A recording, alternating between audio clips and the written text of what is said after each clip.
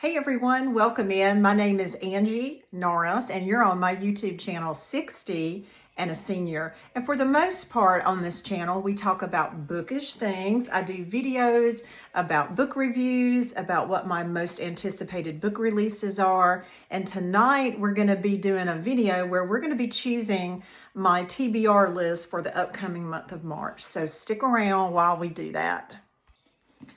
Okay, so for the month of March, I'm going to put 7 books on my TBR list. Three slots are already taken because I have 3 commitments to read specific books for book clubs. So here they are. Here's the 3 that I've already are must reads for March. The Authenticity Project by Claire Pooley. This is a book that I have to read for an annotated book club that I belong to. If you're not familiar with what an annotated book club is, in this book club, there's 5 of us in this round, and we choose a book. None of us can have read the book, and then we pass it along to the next person after we read it. Each person annotates it, and you can do that by writing in it or using Post-it notes. So as you read the book, you share your thoughts, and when you get the book back, it makes its round. You have a book to keep on your bookshelf that 4 other people have read and have made notes in. It's a really cool concept. So for this book, I think I am number 4. Yes. So Renee has read it, Melissa has read it, and Rebecca has read it. It's my turn, and then I believe I pass it on to Sarah. So I don't really know anything about this book. The person that sends the book to me, Rebecca, she always sends me a little sweet card with it. I don't really know much about this book, so there was a thing in the back that explained what it was about. You may have heard about it. I think it's like all over Book Talk. The Authenticity Project, a small green notebook containing the truth about his life, Julian Jessup. He leaves the notebook on a table in a local cafe. It's picked up by Monica, and then she writes her truths in it, leaves it in the coffee shop across the street. The book is passed along to 6 complete strangers whose lives become intertwined and whose small acts of honesty and kindness begin to change everything. So that's the first one. I also facilitate an online book club in Facebook. It's my personal group. And we chose for the month of March, Theo of Golden. Once again, this book is all over Book Talk, all over BookTube. And so I'll read you a little bit about it. I don't know that much about it either. It says his name is Theo, and he asks a lot more questions than he answers. Theo visits the local coffee house where 92 pencil portraits hang on the walls. Portraits of the people of Golden. So I believe Golden is the name of the town. Done by a local artist. He begins purchasing them one at a time and putting them back in the hands of their rightful owners.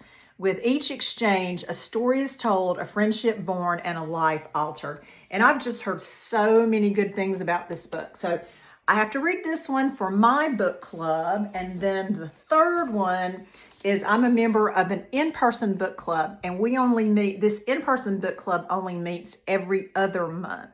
We met in January. I got to take a break from them in February, but we are meeting in March. And their choice is Before the Coffee Gets Cold. And y'all, that's the author. And I'm not going to be able to pronounce it. Toshikazu Kawaguchi. I have no idea. But a little bit about this one. In a small back alley of Tokyo, there is a cafe that has been serving carefully brewed coffee for more than 100 years. Local legend says that this shop offers something else besides coffee, the chance to travel back in time. Over the course of one summer, 4 customers visit the cafe in the hopes of making that journey. But time travel isn't so simple, and there are rules that must be followed. Most important, the trip can last only as long as it takes for the coffee to get cold. Heartwarming, wistful, mysterious, and delightfully quirky, this internationally best-selling novel explores the age-old question, what would you change if you could travel back in time? So I'm interested to read this one as well. And I ordered this book off Pango, and the person that sold it to me, it says, "Thank you for your purchase. I hope you also enjoy this Clover placeholder. It's supposed to hold the pages open."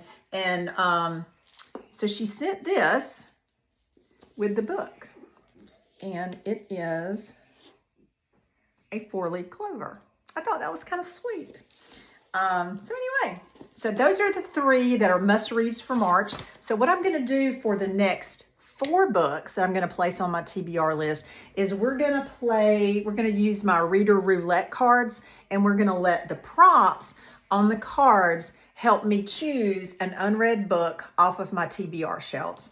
So come right back and we'll get started. Okay, I have used these cards before in past videos.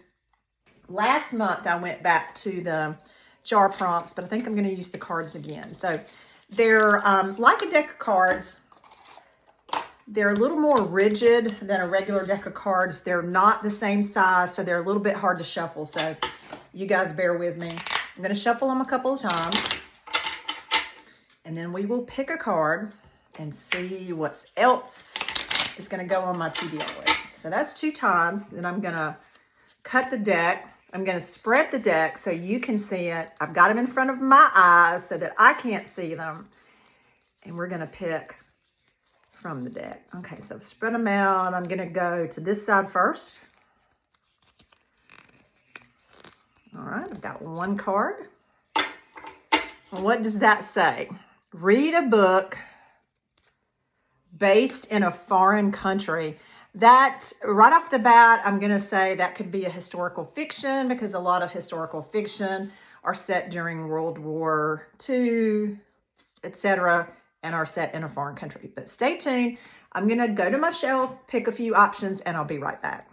Okay, I'm a huge historical fiction fan, so I have 2 shelves.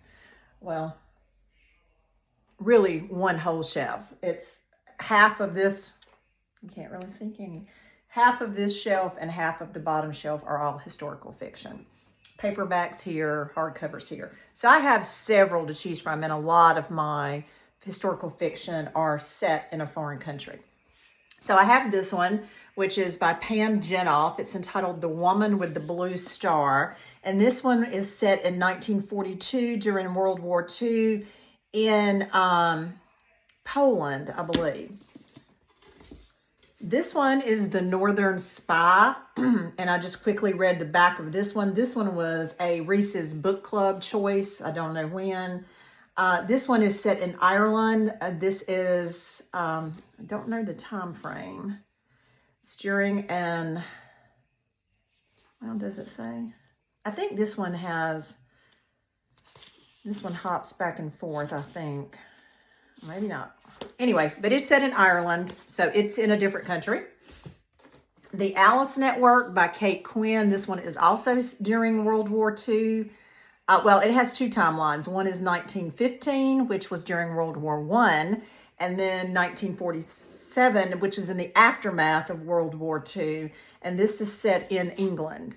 So this actually is also on my 26 in 2026 list, because I've had several books by Kate Quinn on my bookshelf, and they were, they've been on there a while, and so I put them on my 26 and 2026 list. So I'm probably leaning towards this one, but it is an option. And then the 4th one I just picked for quickly is The Stationery Shop by Marjan Kamali. And this one is set in Tehran, 1953 Tehran.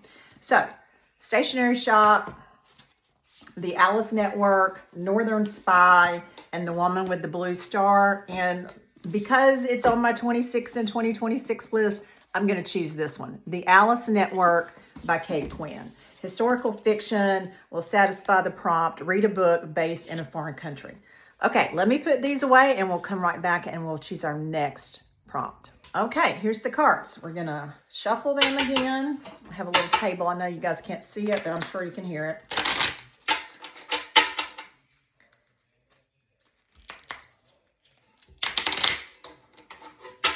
Okay, I've shuffled them twice. See how they bend? They're hard to shuffle. They're really stiff. I'm going to cut the cards. Then I'm gonna fan them out again.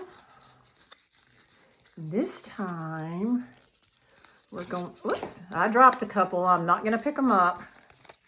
I'm gonna pick one from the middle. Let's pick this one. All right, what does that one say? Can you guys see it? Read a sequel. This might be hard. I might have to choose another card because I don't know that I have a lot of sequel books on my TBR list, if any. So that one might be hard, but let me check. We might have to draw again. Okay, believe it or not, I do have a few. Christy Woodson Harvey, which is an author. She's from North Carolina. I've read a couple, 3 of her books. This one was gifted to me. She typically writes contemporary women's fiction, and most of her books are set in North Carolina. However, this was a series that she wrote. I'm not sure. It's been out for a while, I believe. But this one is set in the fictional town of Peachtree Bluff, Georgia. This one came out in 2018, and it is a series. So I could read that, or I could read the second book in the Firefly Lane series. I do have that as well, Fly Away. I absolutely loved Firefly Lane by Kristen Hanna. I've heard that the second one is not as good, so I've kind of been, even though I bought it, it's been on my shelf, I've kind of been hesitant to read it because I didn't want to be disappointed. Isn't that terrible how you get things in your head like that? And then I forgot that I had recently purchased this 3-book set from a Whatnot seller by Nora Roberts. And I thought Nora Roberts only wrote mystery, romance type books. But this is a set of dystopian novels, and I bought all 3 books from this one seller. I guess the series is called Chronicles of the One, and this is book 1. It's entitled Year 1. I also have book 2, which is of Blood and Bone, and book 3, The Rise of Magics. I really don't know that much about it other than it's dystopian. So I think I'm going to go with this one because I think I'm in the mood for a dystopian book. So let me see what it says. Hold on. Okay, I'm not going to read you the whole inside. Look at I do like the inside covers though. But evidently there is a sickness that comes on suddenly on New Year's Eve. It spreads quickly and the fear spreads even faster. And half the world's population was decimated. Now, I believe this has been out a while, so I'm sure this was before COVID. But let me just check. 2017. So yes, it was before COVID. So this one is the one I'm going to choose, and it's going to satisfy the prompt, read a sequel. I've got 2 more cards to draw, so come right back. Okay, we're going back to the cards. I'm going to shuffle them twice.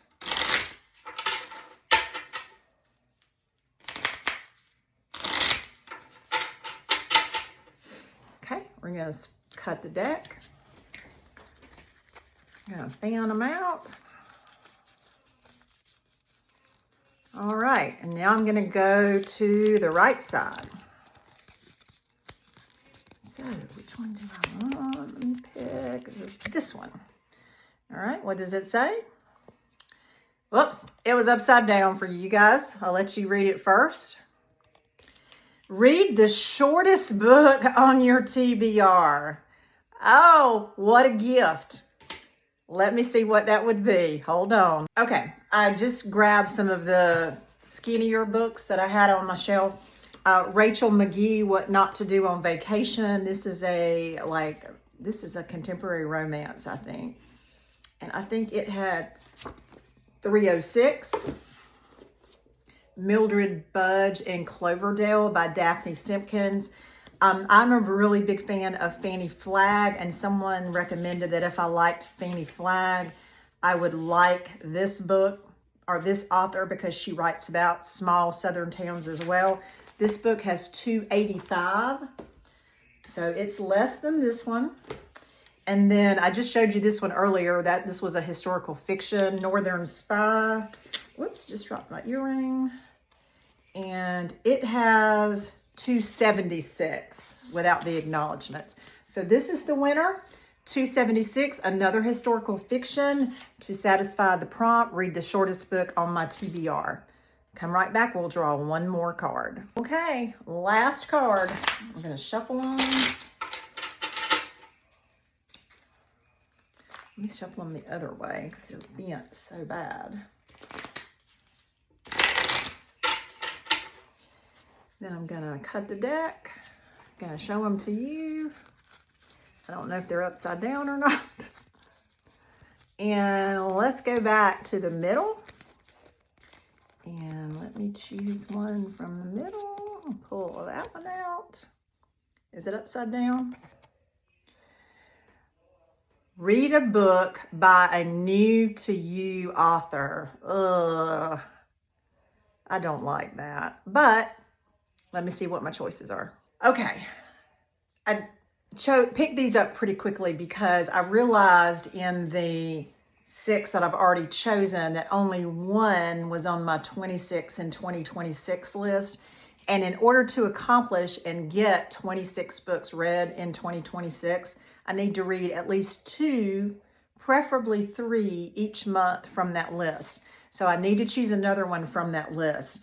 And S.A. Cosby is an author that I have not read, and I have 2 books on my TBR. They are both on my 26 and 2026 list because they've been on my bookshelf for a while. So I don't think it really matters but which one I choose. But All the Sinners Bleed is set in Virginia. It is about a small town that has a black sheriff. And then the other one is set, King of Ashes, it's also set in Virginia. It makes me wonder if this author lives in Virginia. Let me see if it tells me. S.A. Cosby is a best-selling writer from southeastern Virginia. Yes, he is the author of All the Sinners Bleed. So All the Sinners Bleed must have been the first one, and then this one came out afterwards. So let me read All the Sinners Bleed.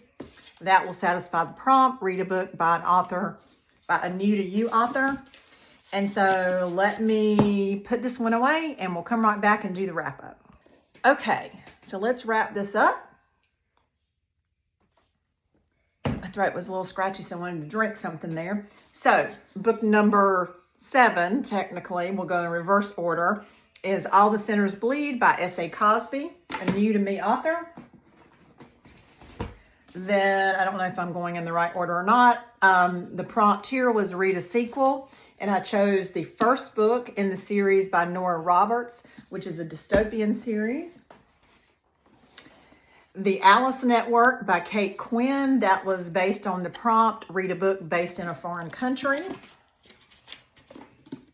That is also on my 26 and 2026 list.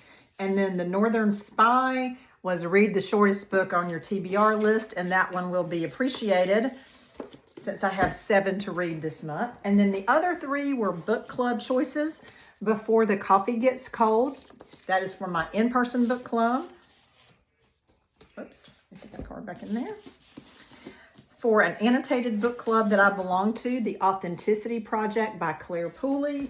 And then finally, for my personal online Facebook book club, Theo of Golden was the choice.